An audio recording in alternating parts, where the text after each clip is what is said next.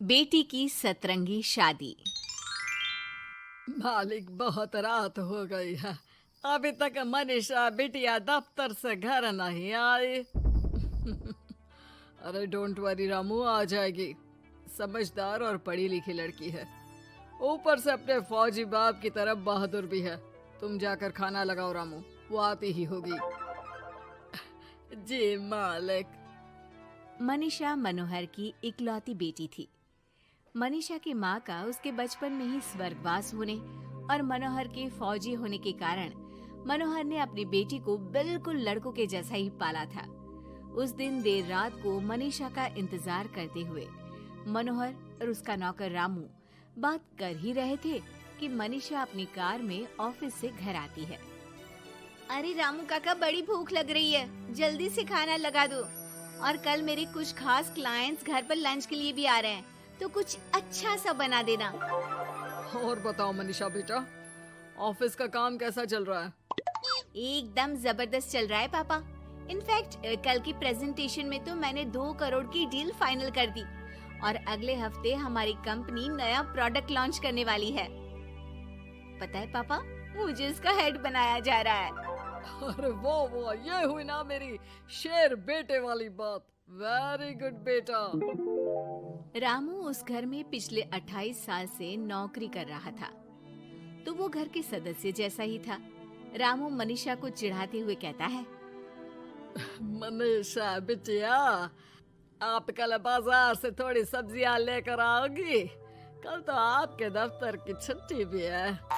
काका, मैं आपको अपना मोबाइल दे देती हूँ, आप ऑनलाइन सब्जियाँ मंगवा लेना, मैं पेमेंट कर दूंगी। वो क्या है कि मुझे घर के कामों से थोड़ी एलर्जी है। ठीक है बिटिया। 2 हफ्ते बाद मनोहर को उसके दोस्त किशन का फोन आता है। अरे मनोहर, हमारी मनीषा बेटी के लिए एक बहुत अच्छा रिश्ता आया है। लड़का इंजीनियर है दुबई में। तू कहे तो बात आगे बढ़ाऊं? हाँ, रिश्ते की बात तो आगे बढ़ा ही सकते हैं, लेकिन लड़के वालों की कुछ शर्तें भी तो होंगी ना, मतबला लेन देन वगैरह। अरे यार, लेन देन जैसी तो कोई शर्त नहीं है उनकी। बस लड़की पढ़ी लिखी और घरेलू होनी चाहिए, जो कि यहाँ इंडिया में अपने सास ससुर की सेवा करे और घर संभाल सके। अरे यार किशन, तू तो मनीषा को जानता ही है, पढ़ी लिखी और जिम्मेदार तो है वो, लेकिन घर के नहीं बाहर के कामों में मुझे नहीं लगता कि वो मानेगी। लेकिन फिर भी मैं उसे पूछ के बताता हूँ तुझे। मनोहर अपनी बेटी से उसके लिए आए रिश्ते की बात करता है और उसे लड़के वालों की शर्त के बारे में भी बताता है, जिस पर मनीषा कहती है, पापा आप तो जानते हैं ना कि मुझे घर के कामों में कोई इंटरेस्ट नहीं है और आपने मुझे पढ़ा लिखा के अपने पैरों पे खड़ा होना सिखाया। क्या इस दिन के लिए कि एक दिन मैं शादी करके किसी का घर संभालूं? ना, मुझे नहीं करनी शादी वादी, आप मना कर दो उन्हें। इतना कहकर मनीषा घर से बाहर चली जाती है। रास्ते में उसे उसकी फ्रेंड का फोन आता है, जो उसे बाकी फ्रेंड्स के साथ एक रेस्टोरेंट में बुलाती है। मनीषा जाना तो नहीं चाहती थी, लेकिन उस रिश्ते की बात से हुए खराब मूड को बदलने के लिए वो चली जाती है। मनीषा और उसके दोस्त एक टेबल पर बैठे होते हैं कि उसकी नजर उसी रेस्टोरेंट में गिटार बजा रहे एक लड़के पर पड़ती है, जो मनीषा की फेवरेट धुन बजा रहा होता है। मनीषा झट से सारी बातें भूलकर उस गिटार की धुन में खो जाती है। थोड़ी देर बाद सब उस लड़के की परफॉर्मेंस पर तालियां बजाते हैं, तो मनीषा भी स्माइल करके तालियां बजाने लगती है। उसी शाम जब मनीषा घर जा रही होती है, तो उसे वही लड़का दिखता है जो रेस्टोरेंट में गिटार बजा रहा था।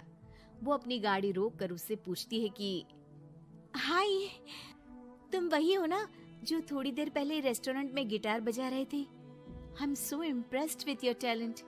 एक्चुअली वो मेरी फेवरेट धुन थी।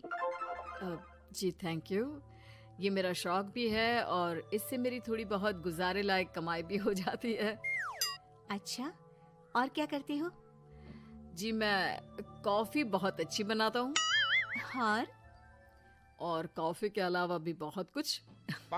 एक्चुअली मुझे खाना बनाने का बहुत शौक है और खाली समय में या तो मैं गिटार बजाता हूँ या फिर कुकिंग करता हूँ। इसी तरह बहुत देर तक बातें करते करते दोनों एक दूसरे को अपना नंबर देते हैं और फिर धीरे धीरे पहले उनके बीच गहरी दोस्ती और फिर प्यार हो जाता है। फिर एक समय आता है जब दोनों शादी करने का फैसला करते हैं। मनीषा अपने पापा को गौतम के बारे में सब बताती है। मनोहर को गौतम बहुत अच्छा तो नहीं लगता, लेकिन अपनी इकलौती बेटी की खुशी के लिए वो हाँ कह देते हैं। दोनों की शादी हो जाती है। और एक दिन, अरे गौतम बेटा, क्या बात है, बहू रानी तो आते ही दफ्तर जाने लगी। सुबह जाती है, देर रात को आती है, और तू घर पे रहता है, तो घर भी तुझे ही तो संभालना पड़ता होगा ना अभी। जी आंटी जी, वो मेरा काम कुछ कम ही चल रहा है और घर चलाने के लिए किसी को तो दफ्तर जाना ही पड़ेगा ना, तो मनीषा ही चली जाती है और मैं घर पे रहकर सारा दिन करूँगा क्या, तो घर ही संभाल लेता हूँ। हाँ बेटा, कह तो तू सही रहा है, लेकिन समाज को क्या कहेगा? समाज के भी कुछ नियम कायदे होते हैं, लेकिन यहाँ तो उल्टी ही गंगा बह रही है। अच्छा, मैं तो चलती हूँ बेटा। रात को मनीषा घर आती है तो गौतम उसे कहता है कि सुनो, आज हरलीन आंटी आई थी, कह रही थी कि आसपास के लोग बातें बनाने लगे हैं कि तुम मर्दों की तरह काम पे जाती हो और मैं औरतों की तरह घर संभाल रहा हूँ। हाँ, पर तुम तो जानती ही हो ना कि मैं शादी से पहले से जॉब कर रही हूँ, तो फिर अब अचानक से मैं खुद को कैसे बदलूं? एक काम करते हैं, तुम कुछ महीनों के लिए घर से ही ऑनलाइन सारा काम कर लो और हो सके तो घर के काम ट्राई भी कर लो, और मैं बाहर जाकर अपने लिए पक्की नौकरी ढूंढता हूँ। मनीषा मान जाती है और फिर शुरू होती है उनकी नई दिनचर्या। ये लो गौतम, तुम्हारा नाश्ता, चाय और टोस्ट। ये टोस्ट है या किसी नक्शे का काला प्रिंट आउट?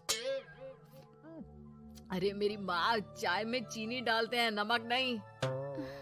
ठीक है, मैं क्या करूं? चीनी और नमक एक जैसे ही तो दिखते हैं ना। तुम्हें खाना है तो खाओ, वरना ऐसे ही जाओ। अच्छा, तो तुम्हारी क्वालिफिकेशंस क्या है? क्या काम आता है तुम्हें? जी, मैंने वैसे तो बीकॉम किया है, लेकिन काम का कोई एक्सपीरियंस नहीं है। एक्चुअली मेरे पेरेंट्स ने ज़बरदस्ती मुझे ये डिग्री करवा दी थी। मुझे तो गिटार बजाना ही पसंद है सर। ठीक है मिस्टर गौतम, जब हमारी कंपनी को किसी गिटार परफॉर्मेंस की ज़रूरत होगी तब आपको बुला लिया जाएगा। फिलहाल के लिए आप जा सकते हैं। जॉब ना मिलने के दुख में मुख लटकाए गौतम घर आता है तो देखता है कि अरे ये क्या मनीषा, सारा घर बिखरा पड़ा है और ये किचन की ये हाल। अरे सब ठीक तो है ना? सब ठीक है गौतम, बस मुझे भूख लगी थी तो सोचा कुछ बना के खा लूं, लेकिन मुझे कोई सामान मिल ही नहीं रहा था और फिर पता चला कि गैस भी खत्म हो गई है और मुझे सिलेंडर बदलना नहीं आता। अच्छा, क्यों ना हम बाहर से ही खाना मंगवा ले? हाँ, अच्छा ये तो बताओ, तुम इतने उदास क्यों लग रहे हो? अरे क्या बताऊं, मुझे नौकरी नहीं मिली, लगता भी नहीं कि मिलेगी कभी। दोनों उदास होकर एक दूसरे की तरफ देखते हैं, फिर थोड़ी देर बाद हंस पड़ते हैं। मुझे लगता है हमें वही काम करना चाहिए जो हमें अच्छे से आता है। कल से मैं ही ऑफिस जाया करूंगी। और मैं हमारा ये प्यारा सा घर संभालूंगा।